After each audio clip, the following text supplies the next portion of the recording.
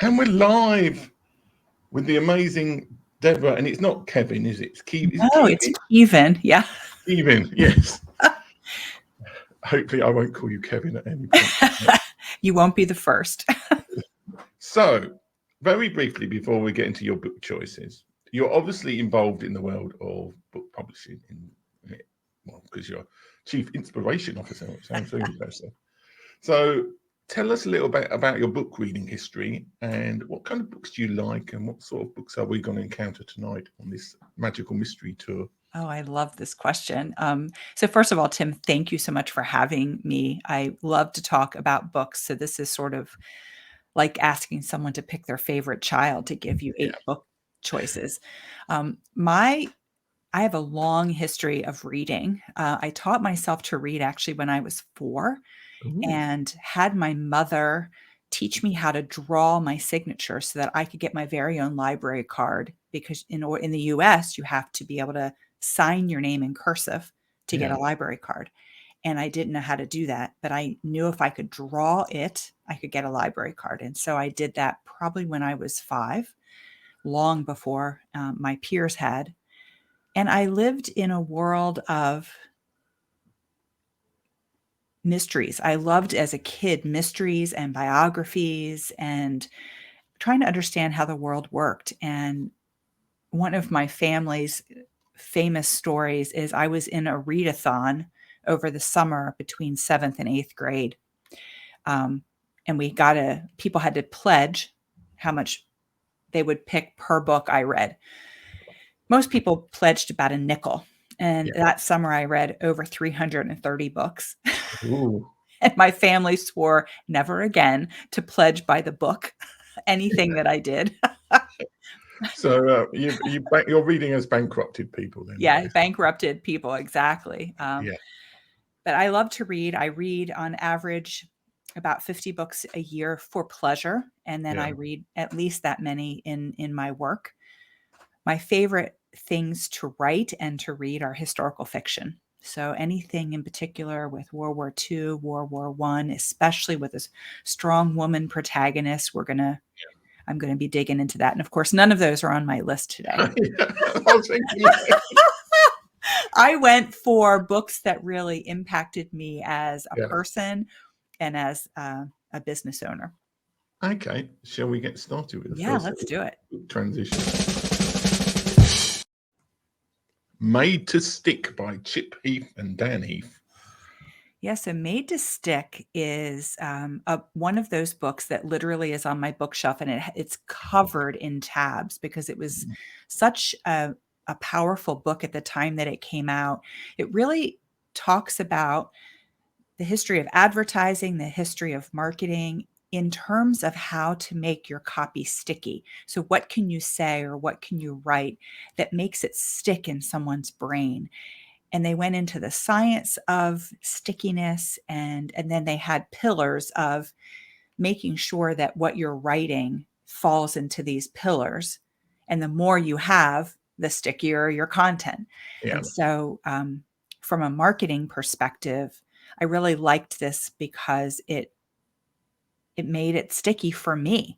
And the stories that there's a great the one I'll tell one story from this book was it was a Stanford University experiment for someone who was earning her PhD, and it was called Tappers and Listeners.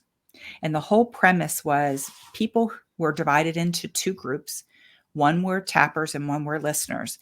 The tappers got information that the listeners didn't have, and they got a common song like Happy Birthday, right? Yeah. And they had to predict if the listeners, what percentage of the listeners would be able to guess the song that they were tapping out. And they were guessing like 90, 80, 100%. It was about 3% Yeah. because what happens is the listeners don't have any context. They have no idea what song it is, but the tappers are playing in their mind the song. And why that's important is when we're really in something, we know it. We can't unknow it. We hear it in our head, but our listeners don't have any context. Yeah. And so we have to create that context for them so that they even understand what we're talking about. So I love that, that tappers and listeners, because if your message isn't hitting, it's not because your audience isn't listening, it's that they don't understand what you're talking about. Yeah. Yeah, I think that's an important lesson in life Yeah, and business and everything. Okay, are you ready to go on to the next book? I am. Let me take this up. Embrace Your Magnificence by Fabienne Fredrickson. So Fabienne Fredrickson, first of all, is has become a dear friend of mine, but she was a mentor of mine for many years. She, when I read this book, before I met her, before I worked with her, it was the first time that I realized that childhood trauma carries through and often is reflected in the choices that we make and what we believe to be true about ourselves. And it was the first time that I had ever been exposed to the idea that I might be bringing victim energy into something as opposed to looking at the gifts of that experience. And so her vulnerability in this particular book really opened up a whole new language for me to reflect on my own experience and what I was attracting into my life. And her premise is that everybody is magnificent. We all have gifts. And the sooner we embrace them and stop pretending to be something that we're not, or hiding behind a facade, the more we attract the right people into our lives. And it was just a fabulous book. So it sounds like this is a book that actually made a real difference to your mindset. Would you say it's It made a true? huge difference. It was one of the first books that did that. And we're going to talk about a couple other ones later on in the Yeah. broadcast.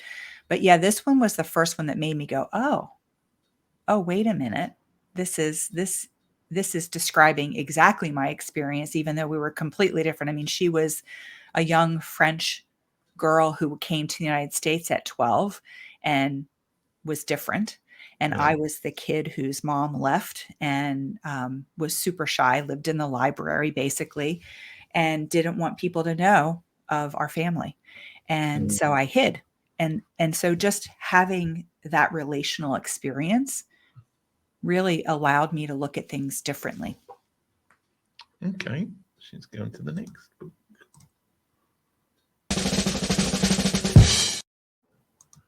Bird by Anne Lamott.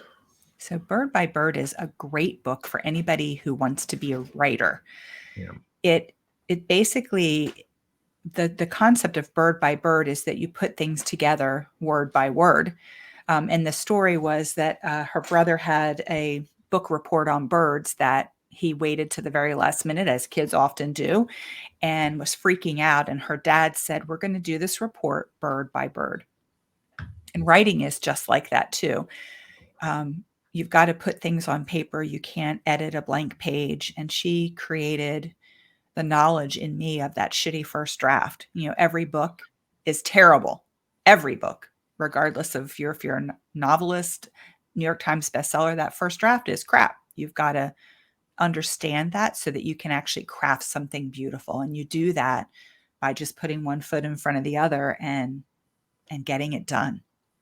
Yeah. I mean, I've written 7 books over the years, and finishing the first draft, just getting out, because the temptation to go back and self-edit is, at the time, and then Yes. you get this temptation, oh, I don't like that, and then you end up just throwing the whole thing away. And It's so true, and it's funny that you say that, because I have my first novel. That first chapter is perfect. Yeah. And you can stay in that edit phase, but you've got to move through it and get it done so that you can go back and look at it holistically and see what really works and what doesn't. Okay, sounds like an interesting book. And the next book has been on the show before, so let a few seconds of On Writing by Stephen King. Obviously, another famous writing book. What I love about this book is that it's a memoir combined with writing experience. And so he tells the stories of his life, where he was an English teacher and even up to, some health issues and being hit on his bicycle while he was riding. So he's very vulnerable. And although I'm not a reader of his novels, only because I have an overactive imagination and never sleep after I read them, which I guess is a great tribute to his skill as a writer.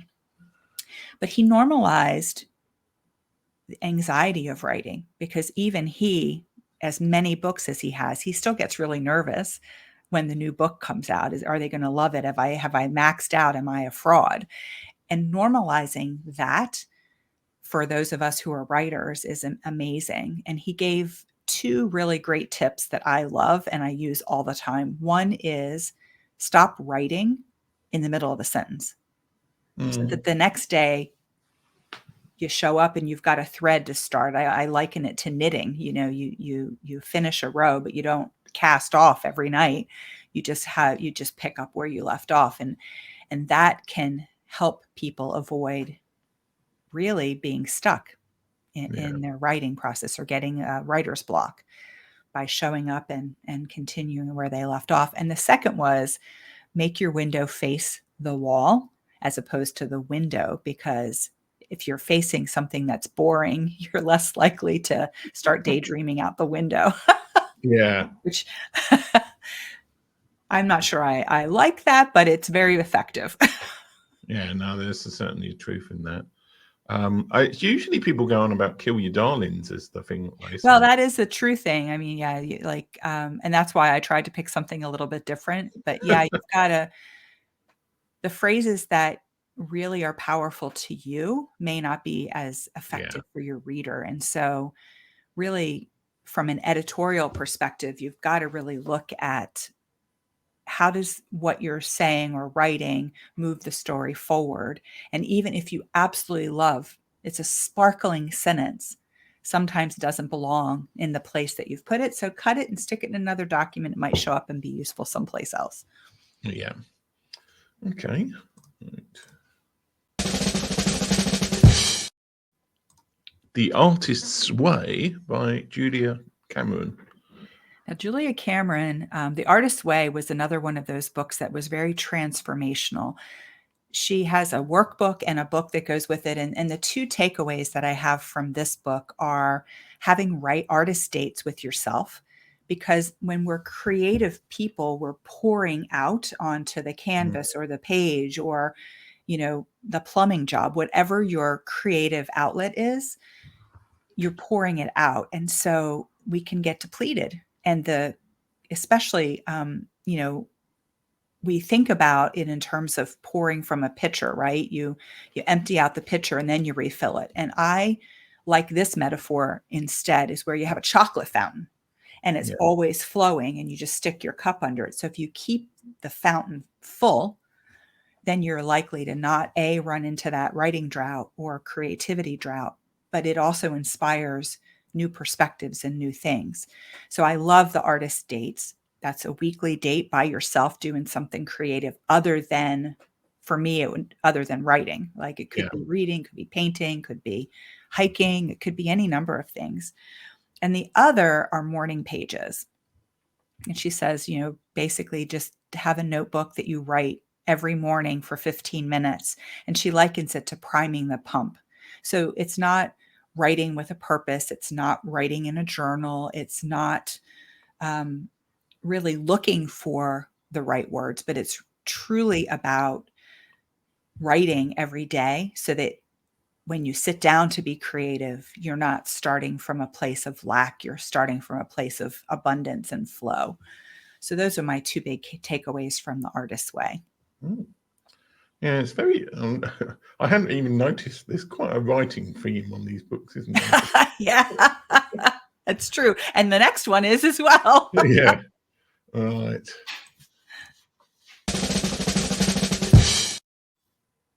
Right Away by Elizabeth George. Yes, Elizabeth George. Her book is again almost like Stephen King, like in terms of it's a memoir as well as practical advice on writing. The things that I took away most from this book were how to write dialogue and really especially dialogue where there's an accent. Like here in Baltimore, they have the Hun accent, it's called. It's a very thick, heavy accent. I would liken it almost like to Birmingham accent in the UK, like a Oh, okay. thicker accent.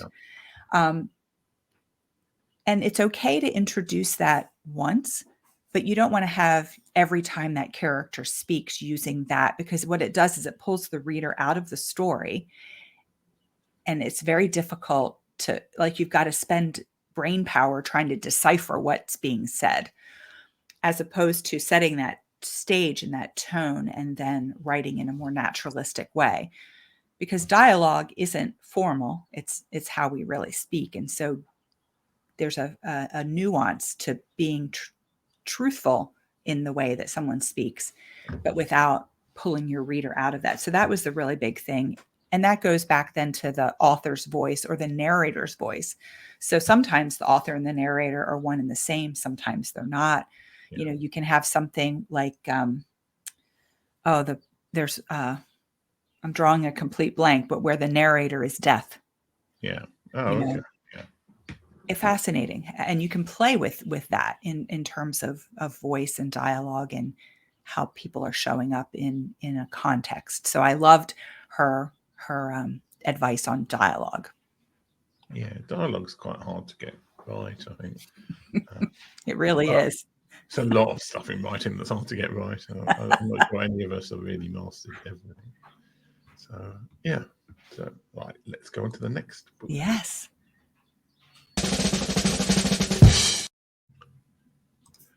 The War of Art by Steven Pressfield. This little tiny book is so powerful. It's an easy read in terms of length, but it's chewy. And it's really, I love this notion that art is subversive, right? It's like, and you think about the history of anything, whether it's the theater or painting or music or writing, all of those arts, there's a subversive element to it. We're really looking at the human condition, and we're calling it out and we're highlighting it and we're calling things as they truly are, not necessarily how we want them to be. So I love this notion of the subversive nature of art and how he calls it out like that. And the play, of course, on the art of war, the reversal of the words. Yeah, I'm wondering the number of people who got the wrong book you were looking for. Right. You got the big tome as opposed to the little pocket book. Yeah, it's like, how is this going to help me win this for? I'm surprised that Steven Pressfield hasn't been on this show before. Yeah, you have to work on that. No, yeah, it's interesting. It's like he's got a couple of really good, again, short books, but they pack a punch. And that's the thing too that I really like about the fact that he's unapologetically writing these short books. Yeah. Because you can read it cover to cover, you're more likely to do it. And then you have these key takeaways that really stick. Yeah. Well, one of my bugbears about self-help books in particular is where somebody makes a very good point in one chapter and then they spend another 20 chapters repeating the same thing. Okay. Well, because they have this notion that the more that they're saying, and the more that they're writing, it's more impactful. Whereas that's often the opposite case, is that you can, if you're very clear and succinct and make your point and trust that your readers are going to get it, that's the other thing. And it doesn't have to be these huge tomes. I think there are some people who also worry about the length of their book, that if it's not so long, it's not a proper book and all the rest of it, which doesn't make as much sense in the current world, really, I think. Yeah, it depends on the book. What you need to tell the story, whatever that story is, fiction or nonfiction. Okay, and let's go on to the last book. Well, this is the last book on my list. So, The Gifts of Imperfection by Brené Brown. Oh my gosh. We could talk for a whole episode just about this book and the powerful nature. So this book I read, I also then listened to it. And this was the only one of her books that she didn't read. The notion that she introduced to me that was life-changing was hustling for your worth. Yeah. And as I read that phrase in that book, it was like literally a close the book moment and put it aside. And oh my gosh, I'm literally hustling for everything. Someone needs it done, they bring it to me because they know I'm going to hustle and get it done. If it's a project that's gone over, hustle, I'll get it done. And the problem with that, for me at least, was I didn't know that I was doing it. I didn't understand the long-term health implications that came with that hustle. Mm. And the fact that I was looking outside of myself for other approval.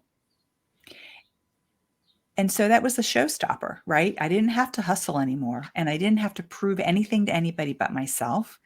And it enabled me to go from working in the corporate world to being my own employer, to trusting that I will make mistakes, trusting that it's all going to be okay, and that I have the skills and power to make it okay at some point. Like, it's not all about perfection, because perfection isn't real.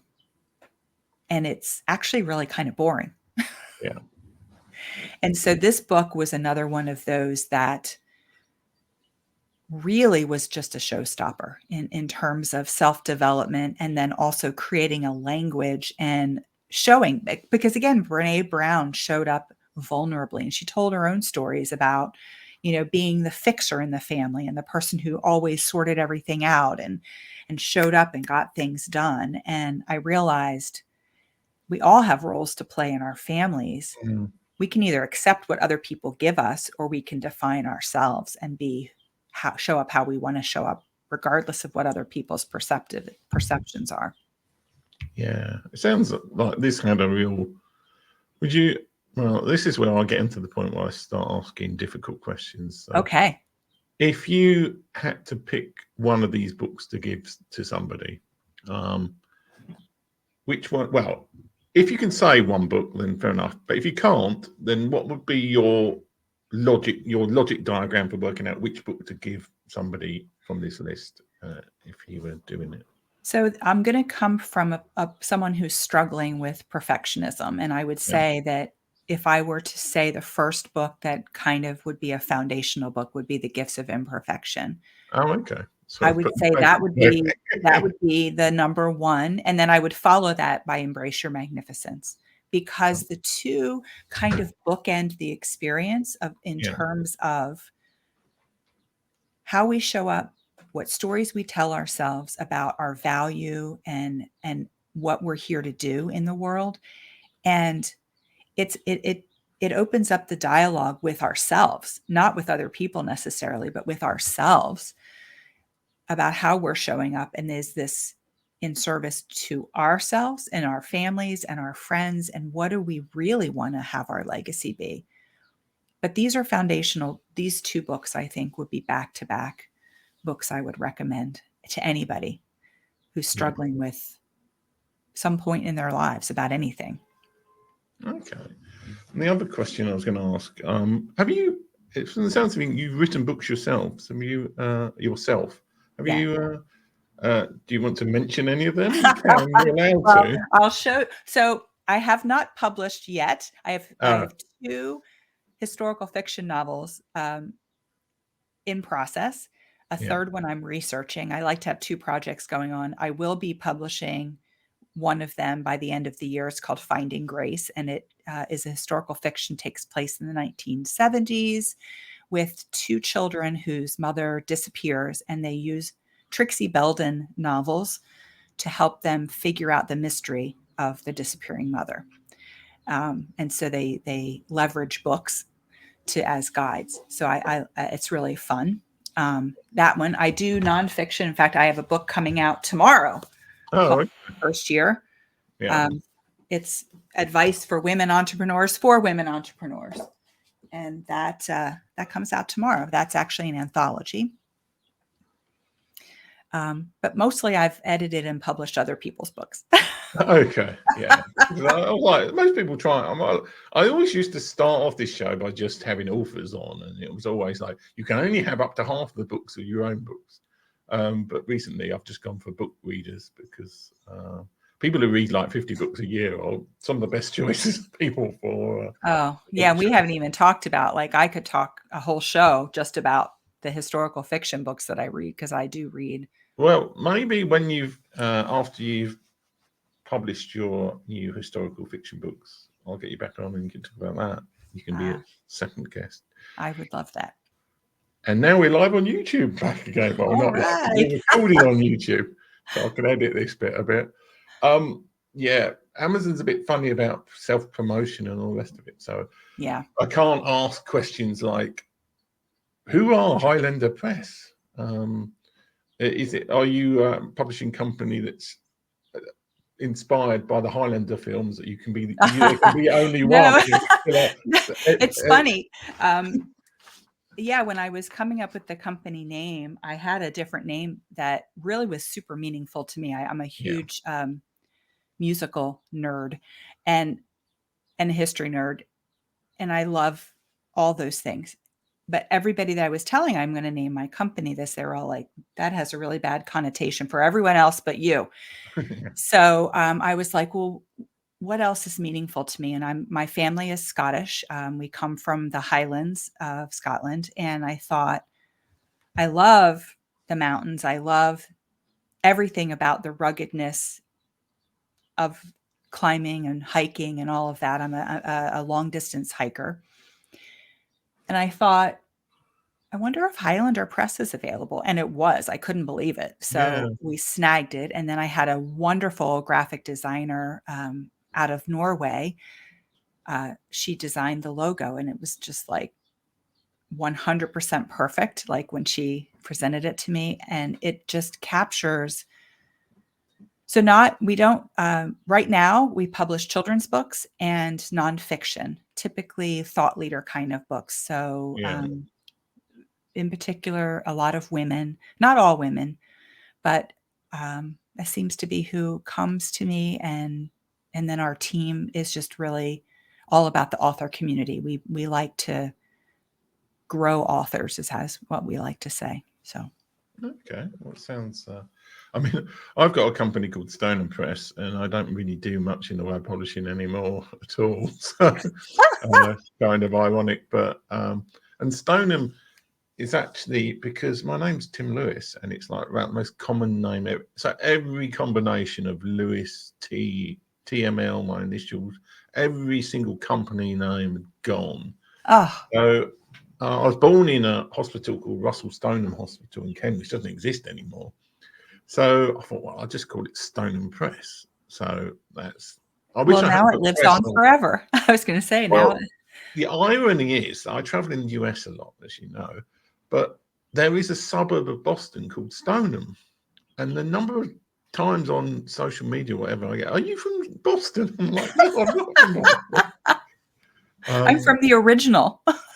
Well, there's only one place in the world called Stoneham, and that's in near the suburb of Boston. That's incredible. I almost went there the last time I went to Boston, but it's not on public transport anywhere. It's one of these places. And you don't want to be driving in Boston, I'll tell you that. No, so yeah, I might get there eventually. At some point, I'll go to Stoneham, but it's so yeah, it's been great to have you on the show, and it sounds like I might have to get you back sometime. Anytime. Towards the end of the year when you've got your books out, and definitely we can talk about historical fiction. Yes, I've got all the stats from the show, which I can tell you once we stop going live, actually. And so thanks for everybody watching on YouTube and these extra 5 minutes. The big problem with Amazon is Amazon are very they will take shows down if you promote stuff off Amazon. Right. And they've got all sorts of weird rules about promotion as well, but they don't seem to really apply it to. So I might have to grey out your book in the background or something, but it's going to be available on Amazon. That's fine. Yeah, whatever you have to do. Yeah, it's interesting, and their rules change. Yeah. so often. I know as a publisher, it can be challenging. Oh yeah, We and get well, I'm going to go on a tangent here, but we've got a few minutes. I try and get these shows longer than half an hour if I can, but I think my booking system says the show is 25 minutes, so that's the bit I need to fix. I can't work out how to fix that. But through every book I do on this show, I've got a little spreadsheet and I've got every format of book. The number of books, even by quite big publishers, where the metadata is totally screwed up. So they'll have one version and then it won't be linked to the other version. So they'll have the paperback, won't be linked to the Kindle version. And then they've got the mysterious mass market paperback, which I think is now dying as a format. pretty much, yeah. And also some books, there's still books I've had on this show, which are audio cassette version is available. And I'm like, what? It's not audio cassette anymore. You can buy it's like, I think it might even be one of these, the audio cassette version. I think it might You could have a museum of no longer existing things related to books. I think it might be an on-writing actually that has an audio tape version. So yeah, it's supply, and Amazon it just doesn't do a very good job at times linking the different versions of the books together. Anyway, that was my rant. So yeah, no, it's true. And we publish on Amazon, we publish on Ingram, so we get distribution, and we publish on all of the other Apple and Nook and all of that, so that anybody anywhere who wants to read the book in whatever format they want, it's available. Yeah, as opposed to just print or digital or Audible on Amazon. But it's okay. Anyway, it's been great to talk to you, and we'll have you back sometime, probably in the autumn or fall, as you call it. I call either way. Yeah, my favorite season. I would love that. And thank you so much for having me and letting me talk about my favorite subject, books.